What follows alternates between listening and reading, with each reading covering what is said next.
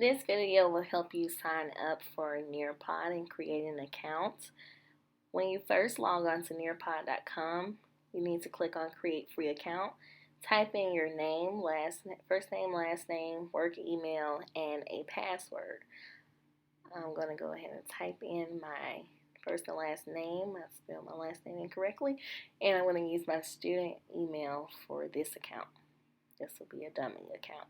Once you finish that, just simply click Sign Up.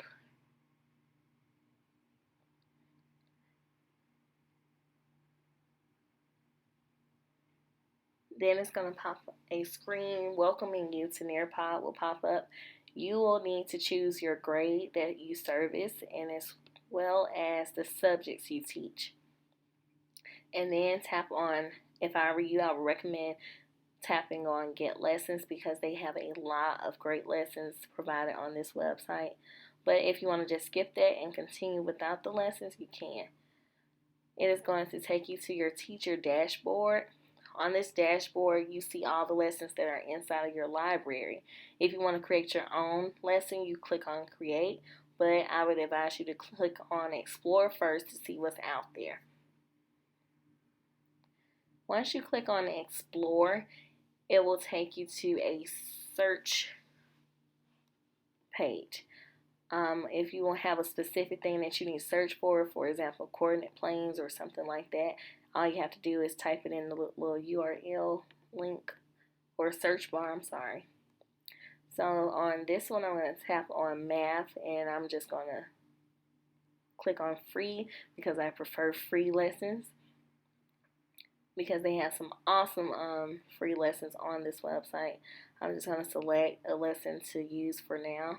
Whenever you click on the lesson, it's going to give you a little preview. This preview is very useful because you don't have to sit there and go through every single slide. You can actually just go through a few of them and then add it to your library. Once you add it to your library, it will give you the option to actually go view it inside of your library. Click on Show in My Library. That way, you'll have the option to view it as a live lesson or student pace. Student pace gives your students the options to go through the lesson on their own. So it's more of a flipped classroom.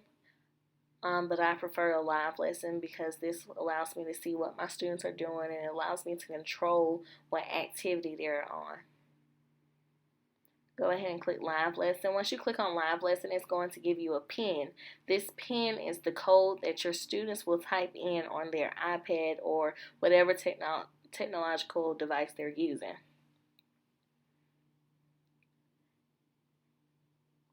Once your students have typed in the code, they will pop up in this area where the little the little icon is, and your number will start to increase.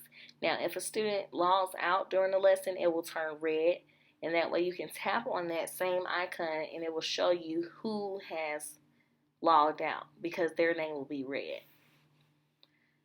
Now, when you're going through a lesson, your students will be able to see every single slide on their iPad or device.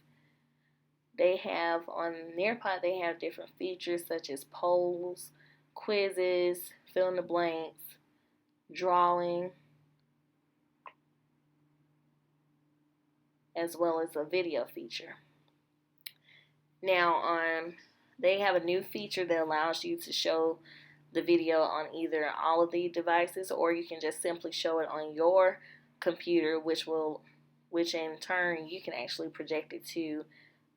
For example, I use my Apple TV in my classroom. That way you won't have a whole bunch of noise going on while you're trying to watch the video or get your students to pay attention to the video.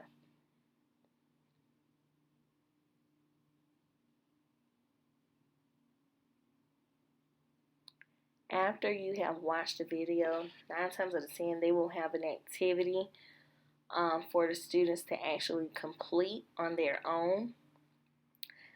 This one has a Think, Pair, Share, which I love. It also has an open-ended discussion feature. On this open-ended discussion feature on your students' iPads, they can simply type in their answer. Once they have typed in their answer, you can actually share their answer with everyone else's device as well. That way, it allows your students' work to be highlighted or spotlighted.